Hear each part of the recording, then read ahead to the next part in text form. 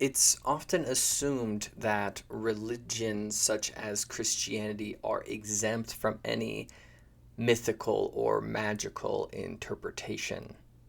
But if one earnestly and without bias gives themselves over to the study, they'll find that there's a lot more here than one might first assume. We stand 2 millennia in the future, looking back at these events. But how would it have been interpreted by the people of that area? How would it have contrasted with their beliefs at that time? Without that context, it would be outright shocking to see that the early depictions of Jesus performing his miracles were with him doing so bearing a wand. Before we dive in, I want to make it clear our overall mission here. One, we will be elucidating Jesus as a mythological figure. And what I mean by that is we're placing him in his web of association given what time he's appearing in. Additionally, we are investigating the allegation or the claim that he is a magician. Overall, we will be discovering the information here. We will not be seeking a hard and fast conclusion on the matter. So, with that, let's just go into it openly. So, who is making this claim, this designation of Jesus as a magician? To be fair, early Christians are the ones creating these depictions. However, the main claims come from early Greek writers and from the Jewish Talmud. In said Talmud, there is a mixed bag when it comes to how to interpret the miracles of Jesus. Some are more forgiving, others are more passive, simply calling his miracles a work of magic and sorcery. And then others are much more stark. For instance, quote, Jesus was a magician and a fool, and Mary was an adulteress.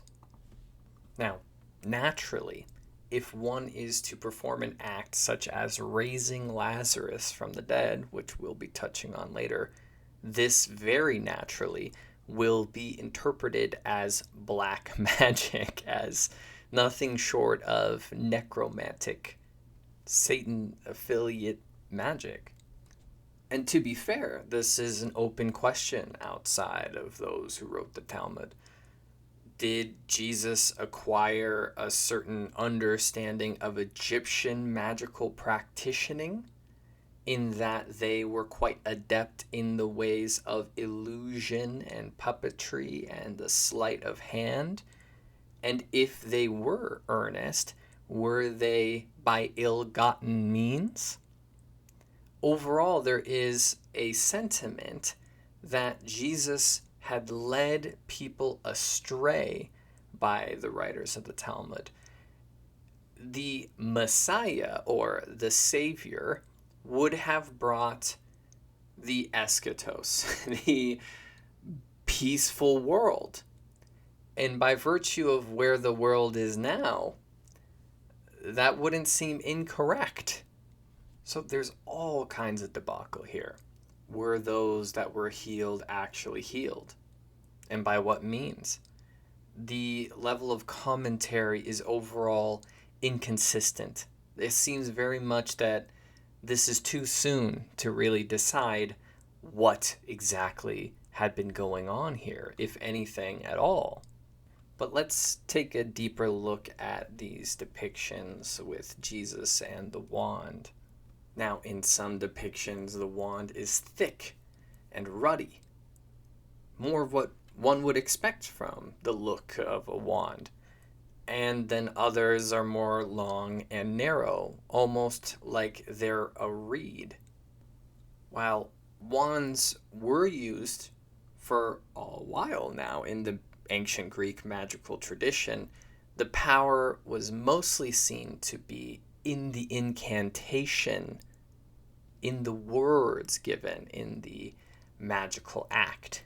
So by arguments like this, early Christian writers would vehemently defend the miracles of Jesus and to dispel the accusations of these being a work of a common magician. And modern biblical scholars will be all too quick to say, this is not a wand, this is a staff. And that works quite nicely because that ties us right into the, quote, magical or miraculous acts of Moses and his staff. Even just a simple glance at the various decks of tarot, you know that a certain set of the cards can be wands or they can be rods, and both are effectively staffs. One is shorter, one is longer.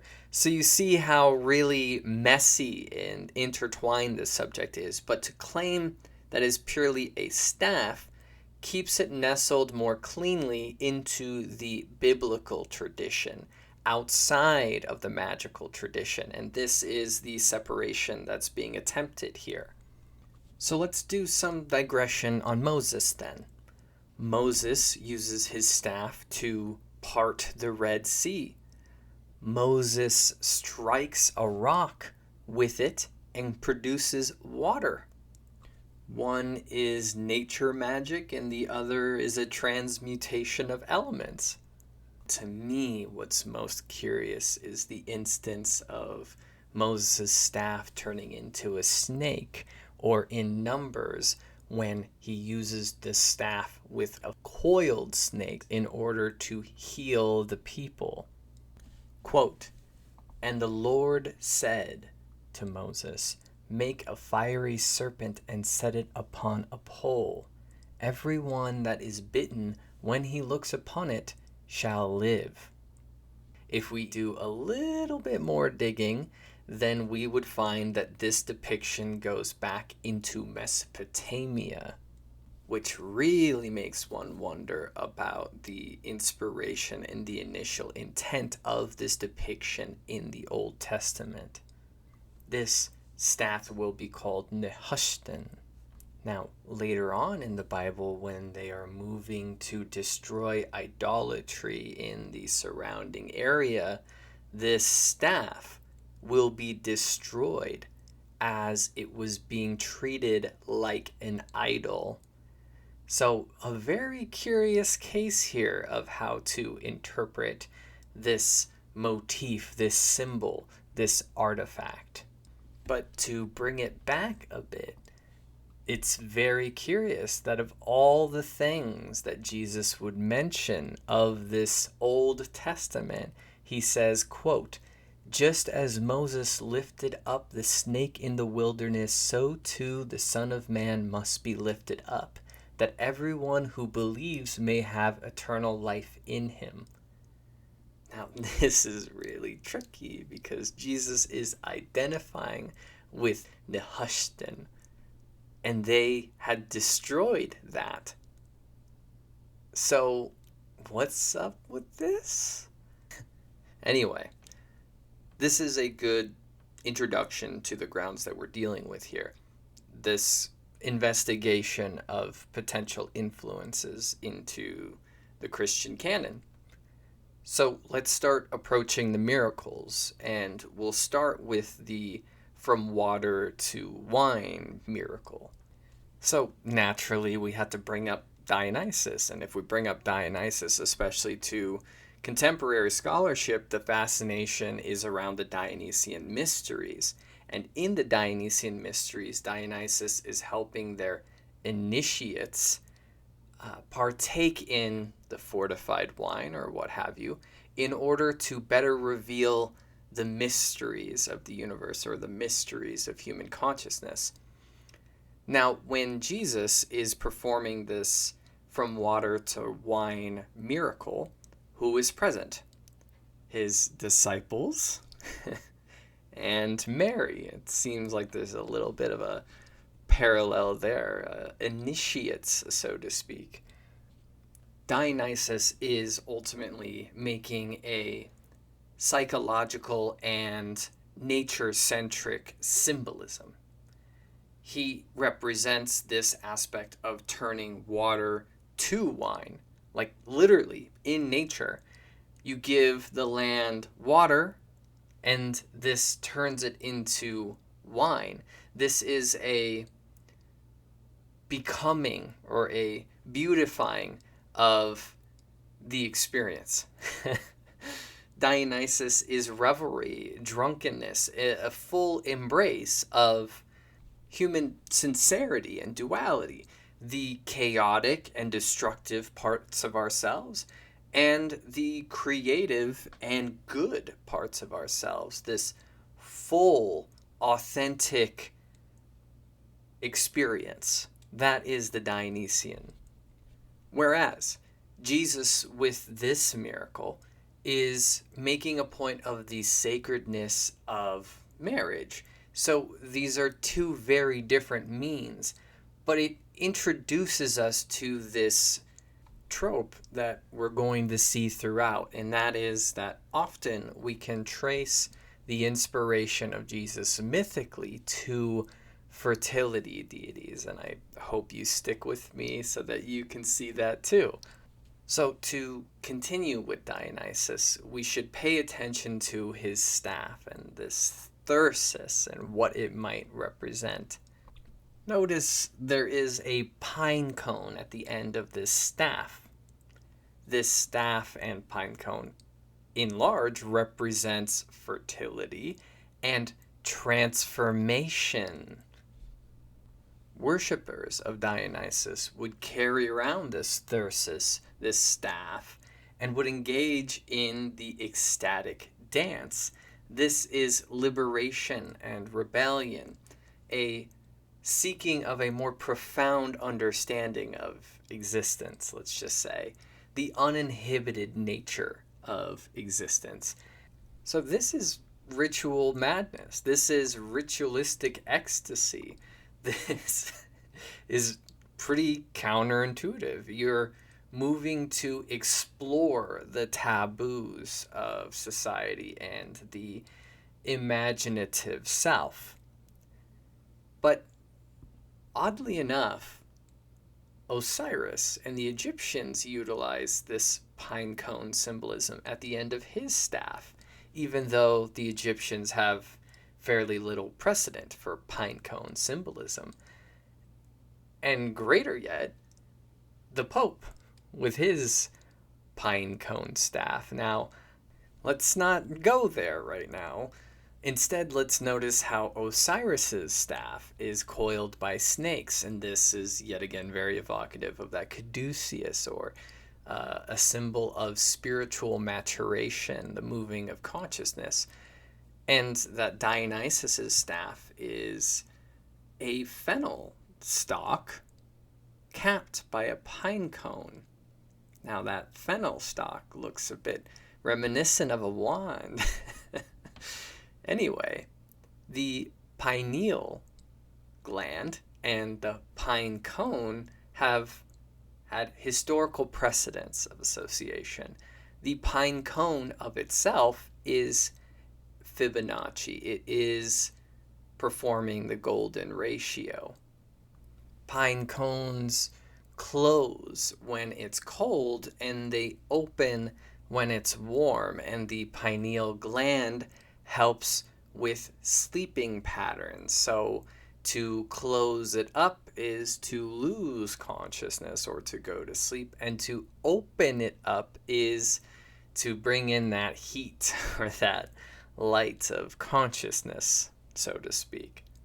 So in the most tame way, we can interpret the pine cone's presence in Christian iconography as enlightenment, even though the pine cone was also very heavily utilized by fertility deities, you see. Not to mention those fertility deities' aptitude for resurrection. But let's instead consider these exorcisms and these healing miracles that Jesus performed. Earlier, when I mentioned the passages of the Talmud, I also mentioned that there were early Greek writers that wrote on Jesus. And in that, they paint this narrative of Jesus looking for work as a carpenter in those missing years of his life and finding it in Egypt, and there learning their arts of healing and puppetry, illusion, and even so far as carving into one's skin magical symbolism or the proper formulas in order to perform said miracles. It should be noted, since we've been paying attention to the magical tradition at large, we saw exorcism performed and advanced in its technique through Mesopotamia and Mesopotamian magic. And from all that, we also learned how these techniques ultimately came back all the way to shamanism and animism. So these techniques potentially utilized, whether in healing or in exorcism, go to the medicine man, go to the shaman, and have been given all this time from effectively prehistory until this moment to gain sophistication and advancement. Or perhaps even better put, maybe they are more honoring of the genuine art of the shaman. And it is noted that where is Jesus performing these miracles? Well, they're not on his home turf, so to speak. He's performing these miracles with people who don't know him. So there certainly is something to be said about the nature of belief, of consent, when it comes to the nature of magic and its effectiveness. But regardless of any criticism of, hey, did this actually happen? Or by what means did these miracles be performed if they actually happened? Regardless, it's very apparent, and will be stated later, that the approach of performing these miracles is good. The effect is good. This is certainly, if we are going to paint it in the lens of the magical tradition, this is white magic. But looking at it from a shamanistic bend, if one is attuned to the way of nature, the way of all this, the Tao, so to speak, then one would be very able to heal, as a shaman devotes themselves to this, gives themselves over to this understanding completely. But let's move on. We need to discuss Jesus walking on water. Something important to acknowledge first, though, the phenomena of katasterismos, being ascendancy into the heaven and placement in the stars via constellation. This is a frequent act of honoring a demigod or a significant legend in the ancient world. You have the constellation of Hercules, for instance. So when Jesus resurrects and he ascends into the heavens, this is quite a clue in a certain way. It's a very odd nod. Paying attention to the constellations, to ancient astrology, is actually our means towards deconstructing this walking on water phenomena. Superficially speaking, it's very easy to see how the sun interpretably would be walking on water. The sun's reflection over the water, you see, an astral body's ability to walk on that water. The reflection of the sun doesn't sink into it. That's very easy. However, if we look into history and ask, was anybody said to be able to walk on water? And that leads us to Orion. Quote, Orion, the son of Eurale, the daughter of Minos and of Poseidon, that there was a gift given to him, the power of walking upon the waves, as though upon land. This is stated by Hesiod and is corroborated by Apollodorus, by Virgil, and Gaius Julius Hyginus. This power to walk on the water was gifted when Orion ascended into the heavens, was given constellation. Interpreting this astrotheology, we need to see where Orion is in the sky. Just below where Orion stands is the astral sea, this series of 8 continuous aquatic constellations: the dolphin, Aquarius, the whale, the sea serpent, Pisces, so forth. Orion walks over the celestial sea. Generally speaking, scholars agree that the books of the New Testament were written 40 to 60 years after the alleged death of Jesus. Accordingly, they do not present eyewitness accounts of said miracles. These writers would have been familiar, at the very least, with this trope of Orion's presence and of his sea walking. Thanks to our former session, we're very aware how the Magi inspired the New Testament, and that was very much due to their astrological fascination, their astrological advancement and prophecy.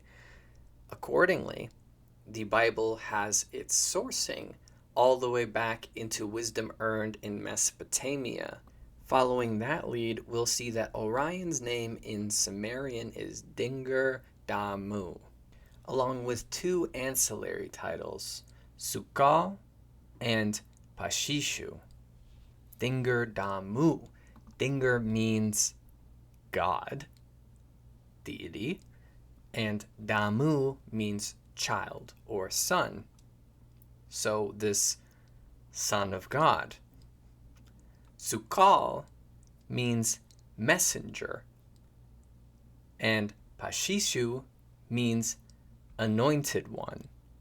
This title of Pashishu or Sukal implies an ability to subdue the Abzu, meaning the celestial sea, that which was before anything was, the face that shone on the waters of the deep, so to speak.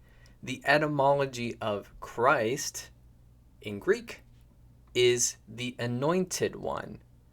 So you see, there could be some very deep nods here, some sophisticated astrotheology. The next miracle for us to interpret is the multiplication of fish and bread.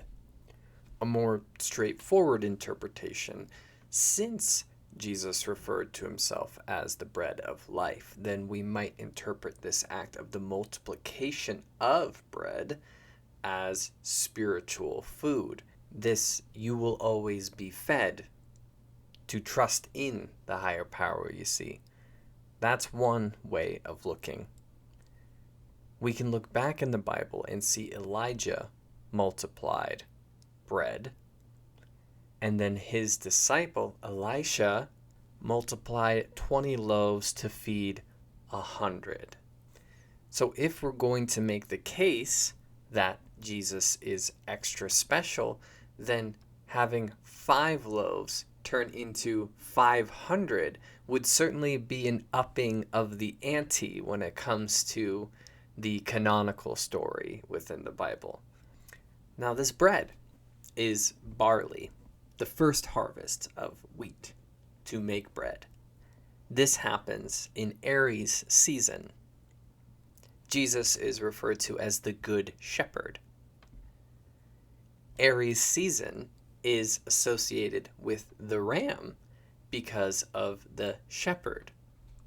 If we look outside of Christianity for this kind of role and for this kind of motif, then we'll find Tammuz from Sumeria, initially a pastoral and fertility deity, one of his monikers being Ululu, meaning the multiplier of pastures.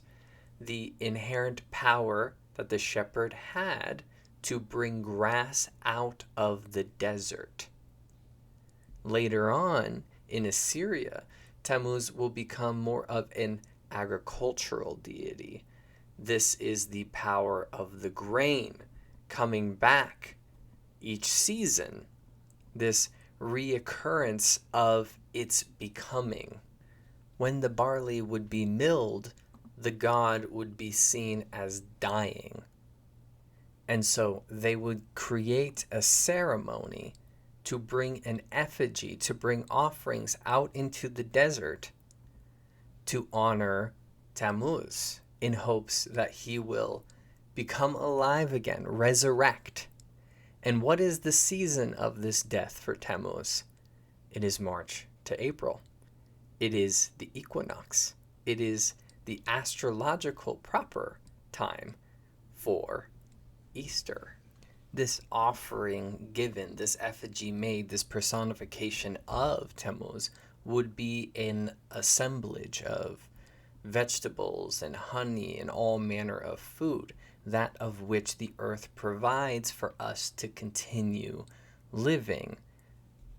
And if we look a bit deeper into this character, then we'll see a myth where Tammuz had a dream that he would die.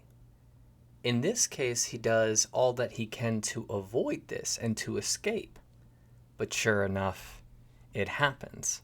And in the other myth, the descent of Inanna, we see that that is a direct substitute for the myth of Persephone, of which the Greeks will tell. And in this case, Tammuz and Inanna switch places throughout the year.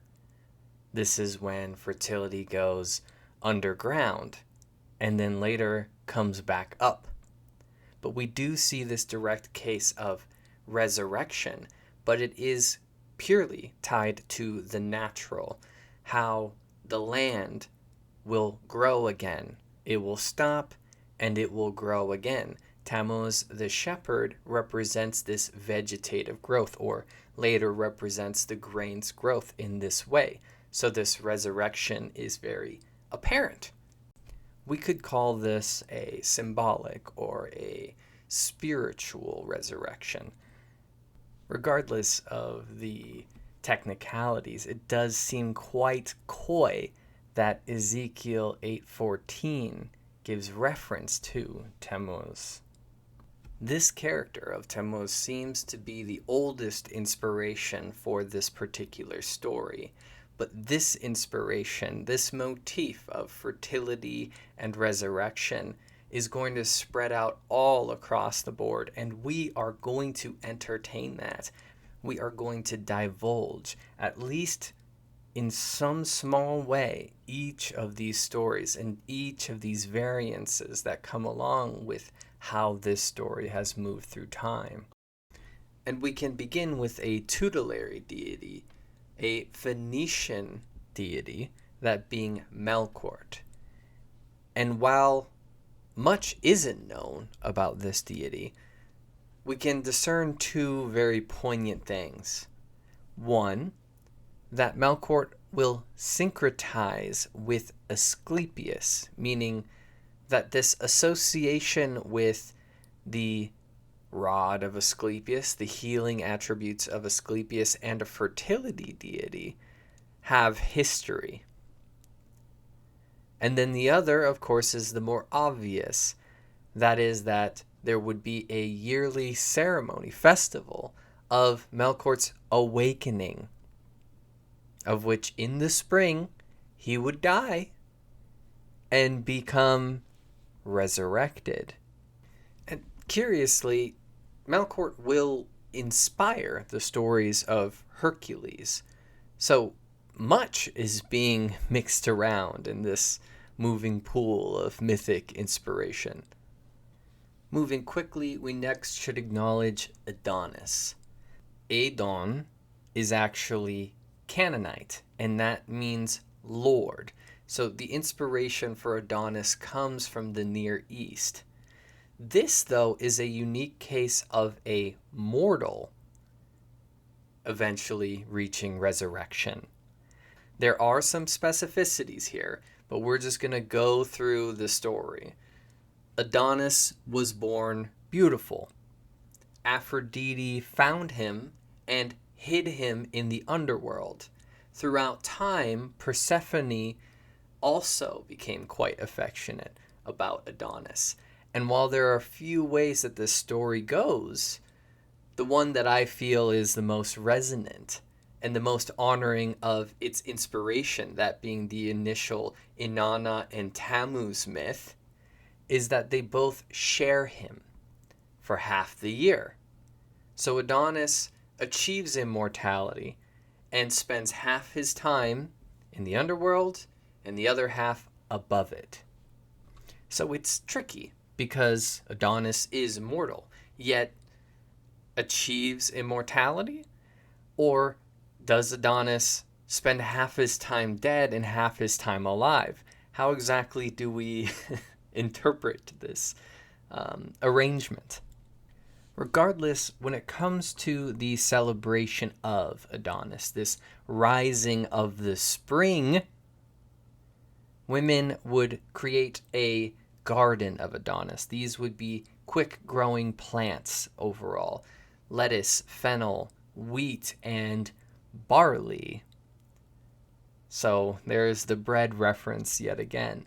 The quote is, "First they weep for him, since he has died, and second, that they rejoice for him, because he has risen from the dead."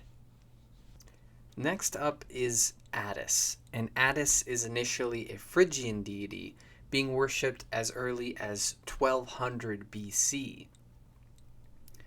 Attis will have a cult. There will be a cult of Attis, much like the cult of Dionysus or the secret initiations, this specific quest to explore the mystery.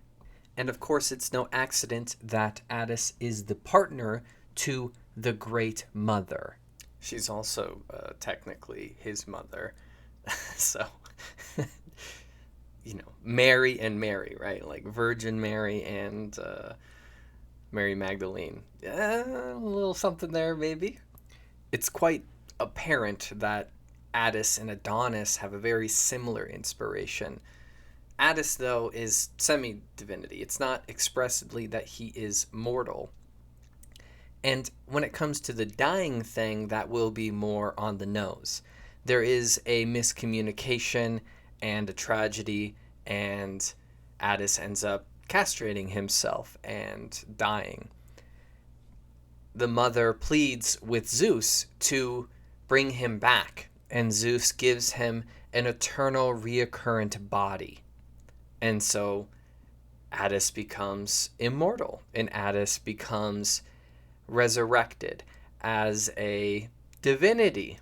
So although the story is tracking a bit more now, it's certainly still aligned with being representative of the fruits of the earth, being representative of the vegetation. The reoccurrence of nature is still within the understanding of the story. And curiously, Attis will become a solar deity in time. This aspect of the sun going down, coming back up, going down, coming back up, to be seen as dying and to be resurrected. The sun moving below and staying in its horizon line from the winter solstice until Christmas Day vibes. I hope you know that astrotheological reference. It's just to say that, esoterically speaking, the alignment between Jesus' resurrection, his miracles with barley, so to speak, there is quite a lot here between the two of them, with exception of course, the details. But next, we should acknowledge Osiris and his part in all of this. Osiris is a god of vegetation and is either represented as green, which is very on the nose, vegetation, or as black, which would be a nod to the soil of the Nile, the fertile soil of the Nile. In this case, his brother, Set, who is the classic antagonist to the Egyptian pantheon, kills him, cuts him up into pieces. And this is his brother, right? So we have some Judas-like resonances here. Isis, like Inanna or Aphrodite, finds all the pieces of his body, wraps him in cloth, and he is brought back to life. He is resurrected. Osiris then is at the very least associated with the nature rhythms, with the natural cycle of the seasons, but most notably the spring. And then in accordance, the ram, associated with the ram, and the tools of a shepherd. And curiously, his sign in the sky is the rising of the star Sirius and constellation of Orion. So we're playing with a few different things in the case of observing Osiris. One is this nod to the dismemberment myth, which isn't our job to deal with today. But in accordance, in the festivals, it's shown that after Osiris is brought back to life, he defeats Set. So this resurrection and redemption is thematically on the nose. Last on our list of acknowledging ancillary or analog fertility deities is Baal, the Canaanite storm and rain deity, as an interesting variation. This is the most appropriate because the Canaanites are the inspiration for Judaism and then subsequently Christianity. This is all the same area. In addition, the motifs that we're going to be seeing here are the most informative. So, as mentioned, rain, storms, and association with the agricultural cycle, a direct inspiration from Tammuz. Baal is the son of El, meaning God. El and Yahweh would become God. So, yes, it is fair and completely direct to say that Baal is the son of God. Baal will succumb to death, will die by virtue of the god of death, Mat, etymologically the root of the term mortal and muerte. Baal's consort, Enoth, will mourn him, and he will subsequently be resurrected. Since he conquers death, he is given a king status, king. And he is proclaiming the beginning of a new peaceful era. You see? In reference to Jesus, we'll see this quote. He humbled himself and became obedient unto death. Therefore, God has highly exalted him and bestowed on him the name which is above every name, that at that name of Jesus every knee should bow in heaven and on earth and under the earth, and every tongue confess that Jesus Christ is Lord. Again, since this Son of God conquered death, this is proof of their kingship, proof of their divine ordaining. The analog here is the most capturing, is the most parallel. It would seem then that Baal serves as a cultural, theological, religious, mythic foundation for the later precedents of the Son of God, yet again. And here with Baal, it's a curious deviation from the different fertility myth delineations that we've seen, because now it's associated with the rain and the storms. So there is a higher vantage point already to being the Son of God, or that which is above.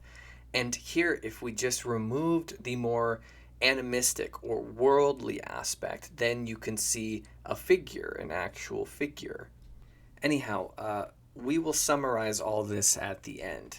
So that's needs to be said. But for now, we should notice that the variants of the fertility myths are always variable. This one is immortal, this one is amortal, and this one carries this motif with this miracle, but none of them are the same. They all, though, have this reproduction aspect or multiplication of the loaves that started this whole investigation. To be able to take a little food and make it a lot of food would seem very much in the ballpark of the fertility agricultural deity. And of course, they resurrect. So, in a way, the performance of the miracle of the multiplication of bread is already quite the tell of this future resurrection that will happen with Jesus. But we should return to this miracle and notice too that there were also fish involved. It's not just bread, but specifically 2 fish. Now, while fish is a bit of a triggering mythological reference, it sent me down the road of Dagon and sent me down the road of Matsya, the first avatar of Vishnu. But I think it's much more apparent and easy to see that this is quite the age of Pisces kind of reference. The 2 fish, Pisces. Age of Pisces will begin with year 0, bringing in a new age, a new astrological age. That's what this all moves towards. And strangely, during this research, I happened upon a new manuscript, apparently just freshly unraveled, that gives an account directly of Jesus says. And one of the things that it alleges is that Jesus wasn't seeking to create a new religion, but was looking to restore a 1,000-year-old tradition. And this tradition, this 1,000-year-old tradition, was a God that was both male and female. And so that sent me down a ways. My job isn't to fully unpack this reference in this session, but it did send me down back to Hinduism. And if you're going to spend time looking at Hinduism and its part to play in potentially inspiring the story of Christianity, then we have to talk about Krishna. This will be the last deity that outside of Christianity that we will be discussing in this deconstruction. Krishna is certainly a very different type of inspiration than the whole grab bag that we've previously dealt with. It should be minded that in Hinduism, there's this concept of the avatar, not referencing the movie, the embodiment of divinity in man or in personhood.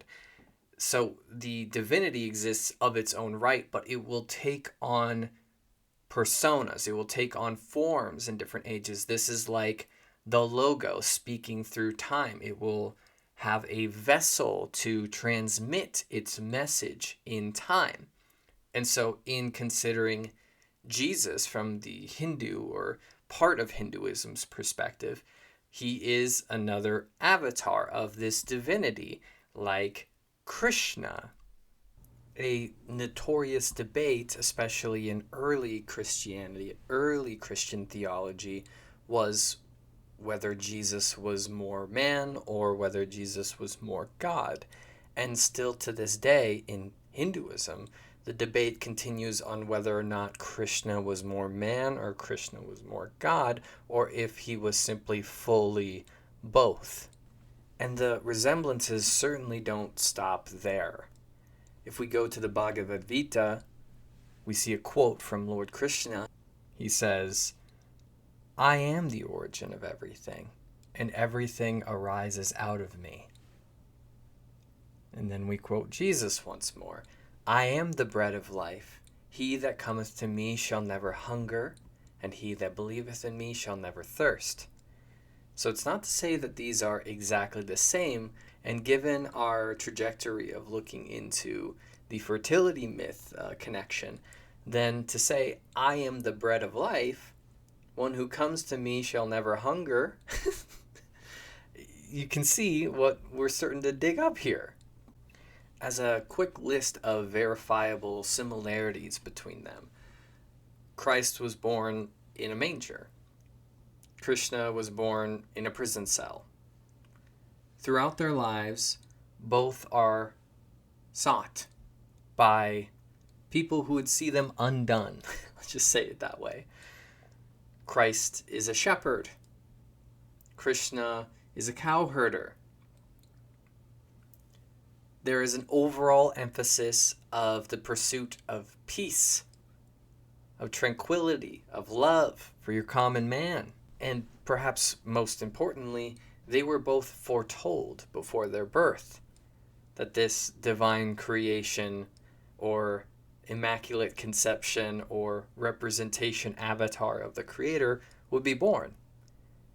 And that they are simply that, a direct manifestation of divinity.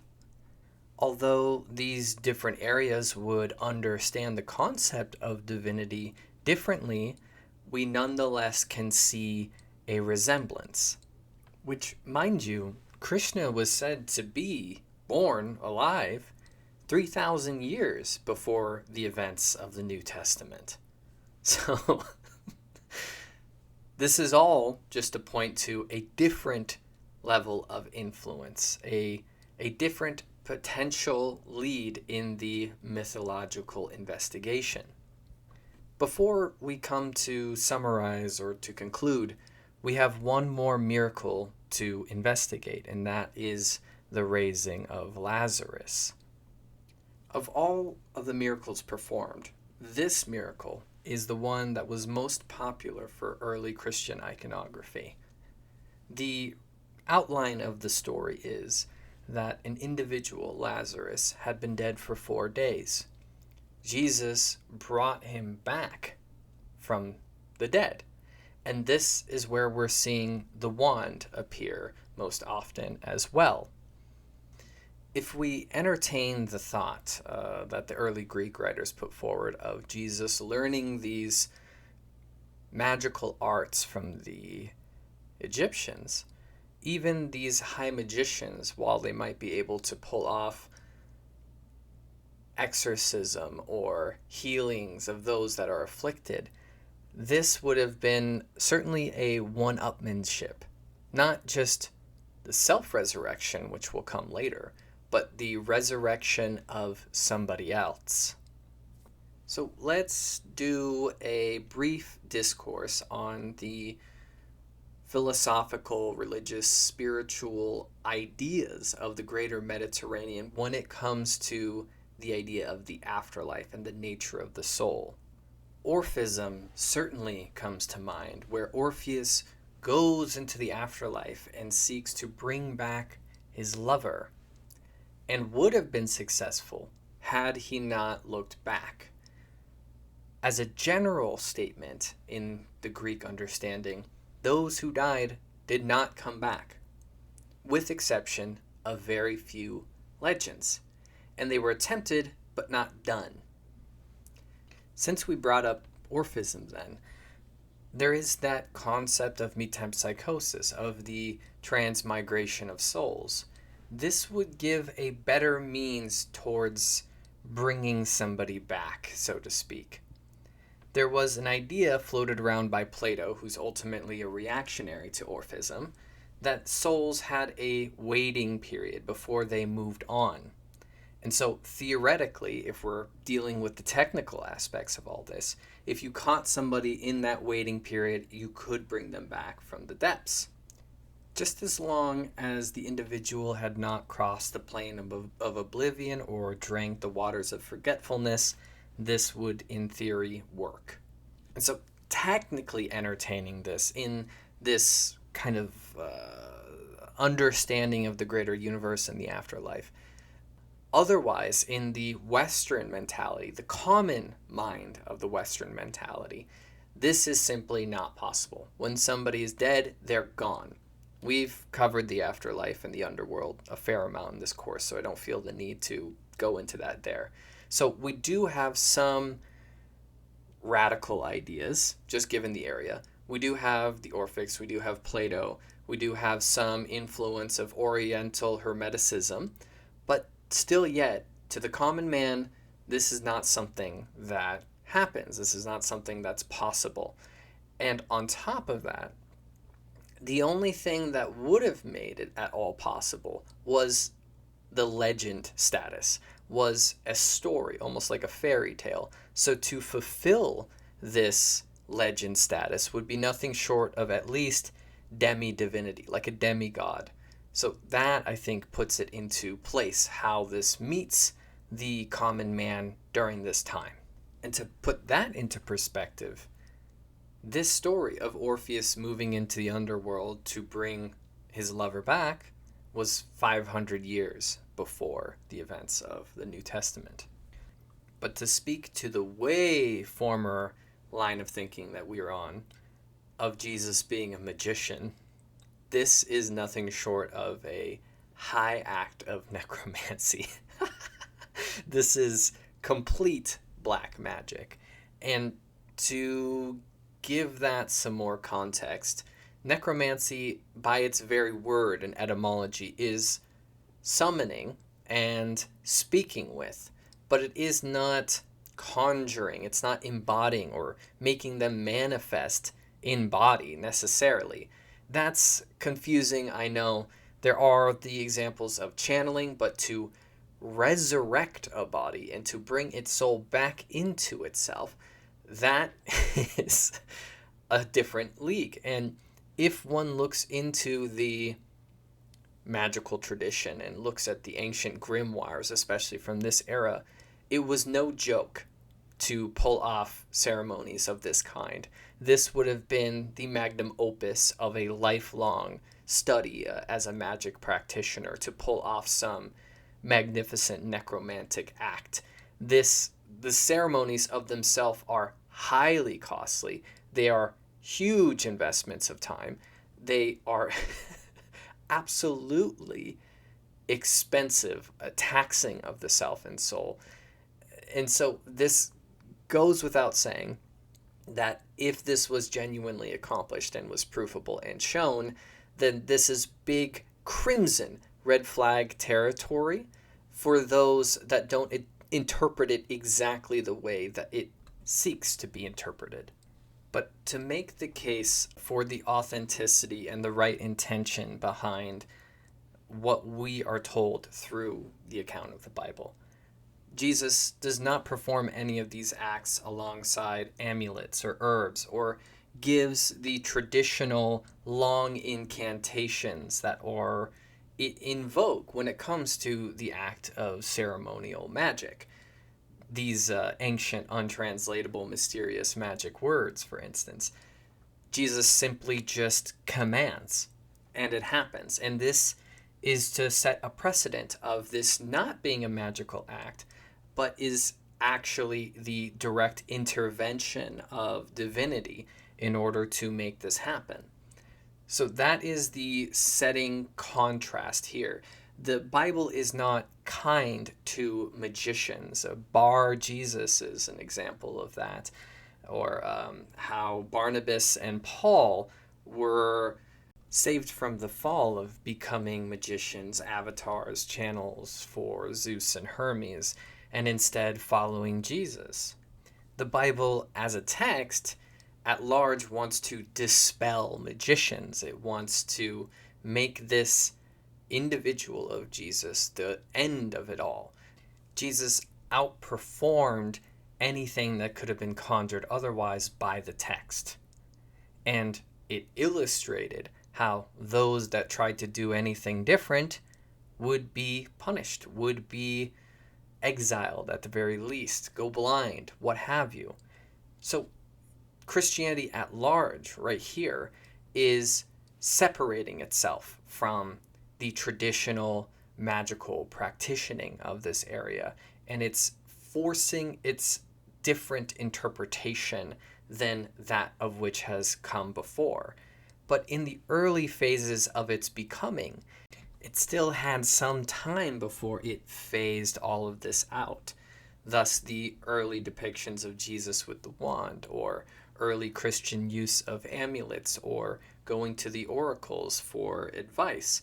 This all would be lesser and lesser and lesser as Christianity gained predominance.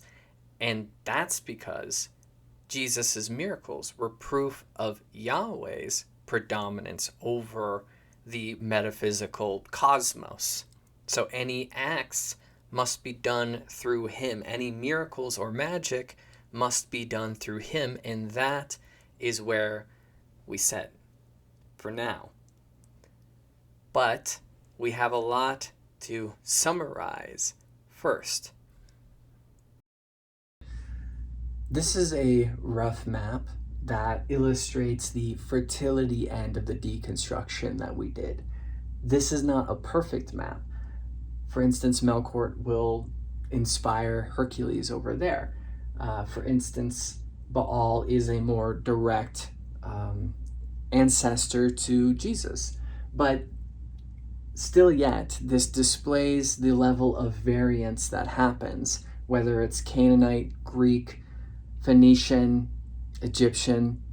The story structure always stays the same from this point up, where the lover helps to restore, or the mother, sometimes both mother and lover, helps restore the killed or dead deity, whether through self-mutilation or being murdered by their brother or whatever.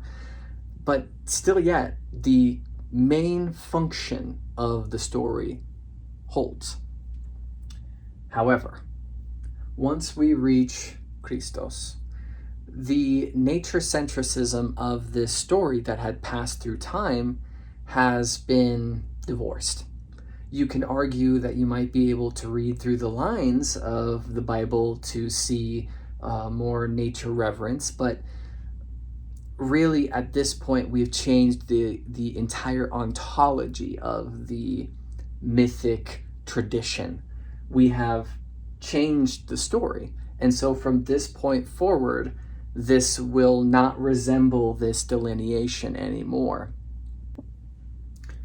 And with this, we can pay attention to the greater web of it all. So Orion with the walking on water, Krishna with, let's just say, quote or precedent for persona, interestingly, Dionysus with the water from wine, and then all of the fertility deities, all of them resurrected, all of them multiplied bread in some form, or were the fertility of seasons at the very least.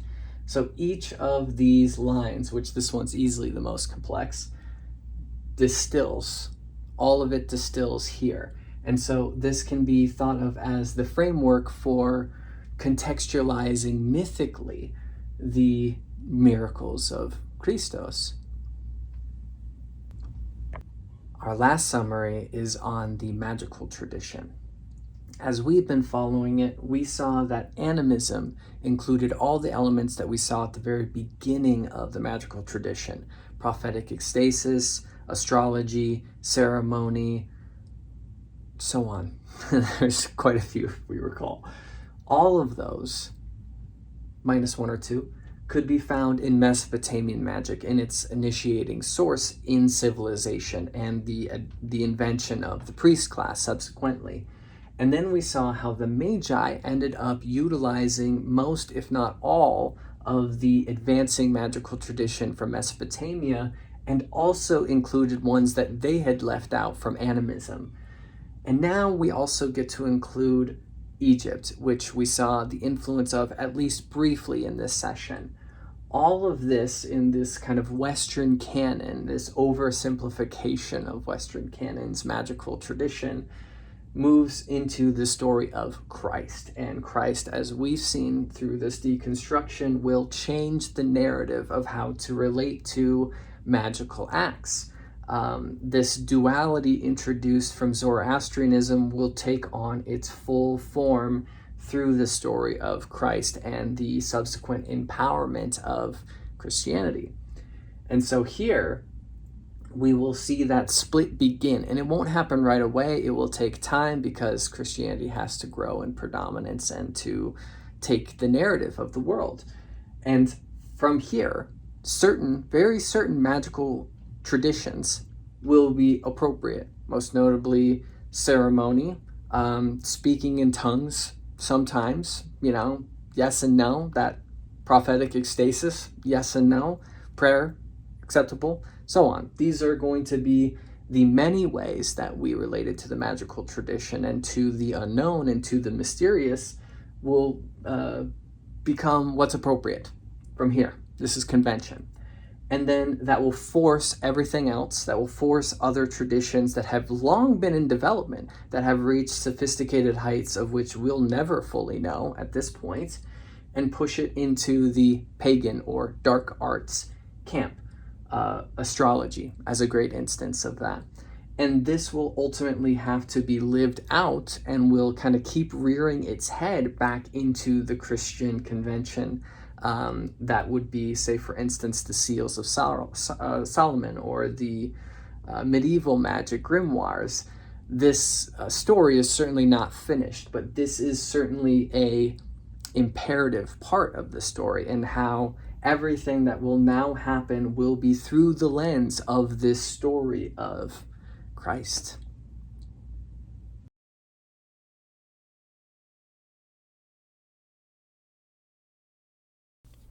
The Spiritual Studies course is an effort towards free public education on matters of spirituality, religion, and comparative mythology.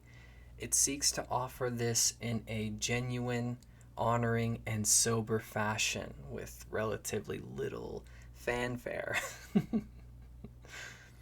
If you'd like to support the course and support this initiative, there is a Buy Me Coffee link in the description box below. The benefits for membership are commentaries on each of these sessions and updates on what is to come.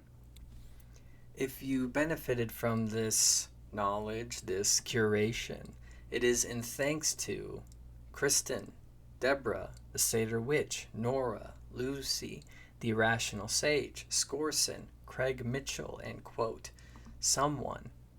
An earnest thank you for backing this effort. Stay curious, keep seeking, and keep wondering.